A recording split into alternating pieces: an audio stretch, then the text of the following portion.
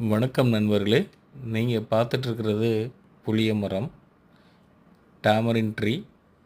இந்தியில் இம்லி அப்படின்னு சொல்லுவாங்க. இதோட தாவரவியல் பெயர் டாமரிண்டஸ் இண்டிகா. புளிய மரத்தில் இலையிலிருந்து பிஞ்சு, காய், பழம் எல்லாமே நம்ம சாப்பிடக்கூடியது தான்.